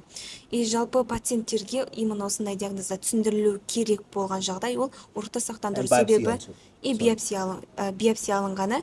Ұрықты сақтандыру себебі біз пациентке түсіндірдік, если химиядан бұрын не істемесе, болашақта пациентте балалы болу шансы болмайтын еді. Сол процесс жүріп жатқан еді дейді. Осы процесстердің барлығына, енді есіңізде болса, сіз білсеңіз, қанша қаражат құртылды? I don't think so. Шамамен примерно $1000 ПЕТ-КТ-ға, биопсиясы және қан анализдерін ортақ есептегенде шамамен $1000 кетті деп ойлаймын дейді. Ал анасының айтуы бойынша ұрық сақтандыруға тағы да $1000 қаражат кетіпті. Сонда бас аяғы бір $2000-$2500 айналасы So ма? overall they were going for process. I mean, for everything, maybe another 1000. Айтып жатыр, шамамен общий айтқанда $1500 болуы мүмкін, и бұдан көп кетеді деп ойламаймын дейді. Сіз жалпы қай клиниканың дәрігерісіз? I'm presently working at Yashoda Medicity. Дәрігер айтып жатыр, ол Yashoda Medicity клиникасында жұмыс жасайды. 2025 октябрьде ашылған. Жалпы Индияның министрлары және именно Уттар-Прадеш деген жердің несімен жүргізуіне жұмыс жасайды. Ол өте белгілі қала болып есептеледі Индияда деп жатыр. Және дәрігер ол жерде главный онколог рөлінде жұмыс жасайды. Қазақстаннан ем алушыларды күтіп алатын Medical Travel деген ұйым бар, я? Гүлжазира ханым бастаған. Сол ұйым жайлы, сол Гүлжазира жайлы не айтылады? I have been in medical profession. Айтып жатыр, жалпы дәрігер 1998 жылы әкесі ісікпен ауырады, 18 жаста болған кезінде, және дәрігерлер ем береді. 2001 жылы әкесінде ісік қайтып келеді, және тағы ем беріп бастайтын болады. Шамамен әкесі 8 жылдай тағы ем алып өмір сүреді, және 2010 жылдарда дәрігерлер айтады, бізде қатты шанс қалған жоқ деп. Дәрігер сол кезде өзі әкесін емдеп бастайды. Сол 98 жылда 18 жасында енді оқып бастаған болса, содан кейін өзі емдеп бастайды. Қазір күнде әкем іште тірі, денсаулығы мықты адам, қаласаңдар кездессеңдер болады деп жатыр. 20 жылдың ішінде медикал онкологияның ішінде жүргеніне 20 жылдан асты деп жатыр, және осы уақытқа дейін 100-ден аса переводчиктермен және компаниялармен жұмыс жасадым. Солардың ішінде айта алатыным Гүлям Адам және оның компаниясы. Компаниясындағы аудармашы қыздары және олардың менеджерлері, видеоға түсіретін SMM-дері, олардың барлығы әрқашан пациенттер үшін жұмыс жасайды. Гүлям Адамды жеке айтатын болсақ, Гүлям Адам әрқашан сезінеді, что әр пациенттің өмірі өзі үшін жеке жауапкершілік сияқты. Әр пациент үшін уақытылы ем берілу керек, уақытылы барлығы болу керек, және пациент жақсы жаңалықпен елге қайту керек. Пациент келгеннен кеткенге дейін әрқашан пациенттің жанында табылады дейді. Командасы да осы уақытқа дейін қанша адамды көрсем, осындай командасындағындағылар көрген жоқпын. Себебі если пациенттің қолына катетер қате қойылса да, бізбен олар ұрсады, неге ондай болып жатыр, неге пациент қиналып жатыр деп, шекте проблема болса да, бізбен ұрса да, даже пациент түнде ауырса да, бізге олар түнде болса да звондайды, пациентті сондай болып жатыр, неге ондай болып жатыр деп бізден сұрайды деп жатыр. Осы уақытқа дейін сен любой бір пациенттен сұрасаң болады, осы жерде жүрген, немесе басқа бір клиникалар демалып жүрген және Гүлям Адамның сервисін алған пациенттен сұрасаң болады. Бұндай сервис ешқайда жоқ. Пациент үшін барлығын жасайтын, күні түні жұмыс жасайтын және пациент үшін жан күйдіріп, барлық жауапкершілікті мойнына алатын деп жатыр. Мен бұлардың барлығын жазбаша түрде де бере аламын және өз сөзімде тұра аламын. Бұл компанияның жұмысы жайлы. Мистер доктор, Сұңқар Сәбиттің анасы Алматыға барғаннан кейін, Қазақстанға барғаннан кейін бұқаралық ақпарат құралдарына сұхбат берді. Оның айтуынша, осы Medical Travel компаниясы Индияда жүрген кезде менен 15 миллион, 20 миллион ақша жымқырды дейді. Жалпы ол компания, енді сіз айтып отырсыз ғой бағалап жұмыстарын, ол компания дәл осындай сорақылыққа баруы мүмкін бе? I know not Если just сұрайтын one. болсаң, мен бұған сенбеймін дейді. Себебі Гүлям Адам, мен өзім білгенім бар, білмегенім бар. Пациенттер үшін өз қалтасынан қанша пациент үшін ақша жаратқан дейді. Ақша төлеп берген ем жолында. Бір пациент болса хорошо, бір пациент үшін төлеп берді, бірақ бір емес, бірнеше пациент үшін өз қалтасынан Гүлям Адам пациенттері үшін ақша жаратқан. Даже бізге де айтпайды. Доктор, сен скидка жасап бер пациентке деп, бізге де не істемейді. Ол пациенттер үшін өз қалтасынан ақша төлеп береді. Осындай пациент үшін жан күйдіріп жүрген адамға бұлай айтылған үшін мен ешқашан сенбеймін және сенімсіз жағдай деп жатыр. You know what? Our average consultation time. Дәрігер айтып жатыр, жалпы 3 жылдық репутациясын сақтап келе жатқан компания. Жалпы біздің приемдарымыз орташа есеппен пациенттерге 30 минуттан 45 минутқа дейін болады. Алайда басқа компаниядан келген пациенттер, басқа переводчиктермен келген пациенттер үшін 10 минутта бітіп қалады дейді.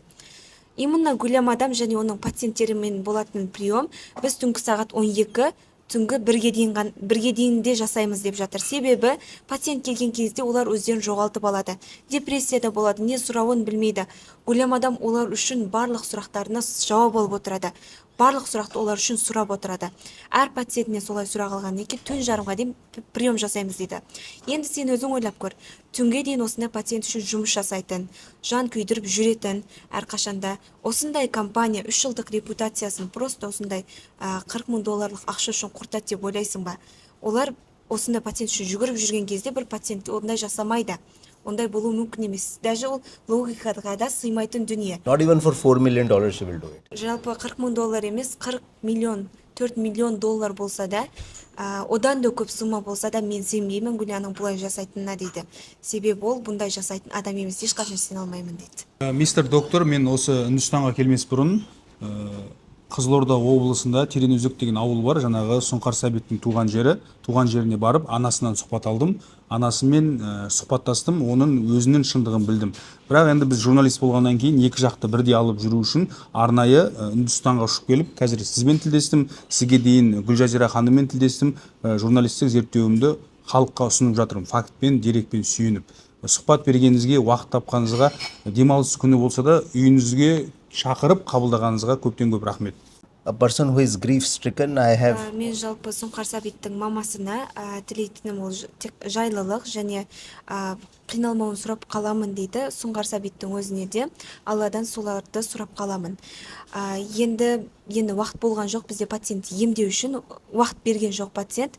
Мен там өзімнің емімді беріп нәтижені көрсеткім келген еді. Өте өкінішке орай деп айтылатын жағдай бұл дейді. Және отбасына тек қана сабыр тілеймін деп жатыр. Thank you. Намасте. Ардақты ағайын, Үндістанда жүргенімізге екінші күн, ең соңғы аялдамамыз Қазақстан елшілігіне келдік. Естеріңізде болса, Сұңқар Сәбиттің марқұм болмастан бұрын ұрығы сақталған сол ұрықты Қазақстанға алып кету жолдарын елшіліктен сұраймыз. Ассалаумағалейкум. Қалайсыздар, амансыздар ма? Жақсы, Аллаға шүкір. Мен Дұрысбаев Батырхан болады. Мен кеп қап едім. Бір-екі сұрақтармен. Кіммен сөйлесем? Жоқ, мен жазылмаған, мен аяқ астынан келдім де. Не мақсатта? Осыдан 20 сәуір күні Сұңқар Сәбит деген бала қаза тапты ғой, қазақстандық. Аха. Жүрегінде тромб. 20 сәуір, иә, осы 20 сәуір. 8 сәуір келген, анасымен бірге. Яшода деген клиникада емделуге ракпен. Иә. Енді сұрақ ол баланың қаза болуына байланысты емес, оған дейін баланың ұрығы сақталған. Енді анасының жалғыз ғана өтініші бар, ол Қазақстаннан менен аманаттап жіберді. Сол ұрығын Қазақстанға алдырту бойынша. Не істеу керек, қайқа арыз жазу керек, осы сұрақтарға жауап беру керек еді. Нешке доклад берейін ол кісілі солға. Маған осы сұраққа жауап берсе болды ресми түрде. Ғимараттың алдында біраз уақыт тұрған соң сыртқа елшілік өкілі шықты. Сіздер қандай көмек көрсеттіңіздер? Біз правовая помощь дейді, консультация. Біз анау больницаға хабарластық, потом біздің партнер, который здесь работает. Медикал клиник. Енді мынандай сұрақ қойыңыз. Скидка жасадық неге, мәйітті апаруға там, потому что олар бірақ ақшаны төлеген сіздер емес қой? Жоқ, біз төлеген. Ақшаны төлеген кім төледі? Ақшаны өзі сұраныс уже. Оның әке-шешесі. Әке-шешесі сыртқы істер министрлігі консульство төледі дейді. Ал медикал клиник Гүлжазира мен төледім дейді. Иә, соксы. Гүлжазира төледі, Потому что біз төледік жоқпыз. Жақсы. Официально. Енді ана бірақ та скидканы ол кісі жасап сұрады. бердіңіз, иә. $1700-дан $1400 түсіріп Біз бердіңіз. сөйлестік, анау похоронный бюромен сөйлестік, давайте сделайте скидку, потому что біздің азамат, олардың тоже и так проблемалар бар. Енді мынандай сұрақ бар. Ол баланың ұрығы бар. Сол ұрықты Қазақстанға қалай алып кетуге болады? Оның уже мәселен білмеймін. Оны кім шешеді? Гүлжазира сіздерден сұрасын деп жатыр. Өйткені сіздер енді елшілік қой, Қазақстан азаматы ғой. Ол өзі Қызылорданың әйелі. Кімге бару керек? Әке-шешесі жазу керек, ол арыз. Біз жазбаймыз оны. Жоқ, қайда жазады? Мен сізге... Полиция қай жерге тапсырғанда, это уже Гүлжазира арқылы білу керек. Потому что мен каждый вопрос шешпеймін ғой. Біз только защита прав дейді. Енді ол да құқық қой, адамның құқығы ғой. Оған бермей жатқан тоқығы жоқ қой. Бермей жатыр ғой оған. Болмайды. Жазу керек Гүлжазираға. Жоқ, қараңызшы, былай, Жандарбек, былай келсейікші. Ол әйел сізге хабарлассын. Райхан. Мен Гүлжазирамен сұхбат алдым. Гүлжазираға да айтып қоямын. Егер Райхан мен сөйлесем Гүлжазирамен. Иә, Гүлжазирамен сөйлесіңіздер. Қазір басты талап, мақсат сол баланың ұрығын Қазақстанға алып кетіп, суррогаттық анаға салу. Соған көмектесіп жіберейік деп келіп тұр мен негізі. Енді түсінікті. Жақсы, иә? Гүлжазирамен сөйлесем сонда. Гүлжазирамен сөйлесесің, оны Райхан сізге хабарласын, иә? Жауап алу үшін. Рахмет үлкен. Жақсы. Ардақты ағайын, өздеріңіз куәсіздер, Жандарбек есімді консулмен сөйлестік. Айтуынша, осы бір ақпаратта жол сілтеуге бағдаршам болуға дайын. Қазір енді консул Жандарбек Гүлжазирамен, яғни Medical Travel'дың басшысымен сөйлеседі. Одан кейін бір бітімге келіп, ұрықты Үндістаннан Қазақстанға жіберуге барынша атсалысады. Біздің миссия осымен бітті. Сіздермен болған Руслан Өтепбай, ардақты ағайын, ұл қыздарымызға өте абай болайық.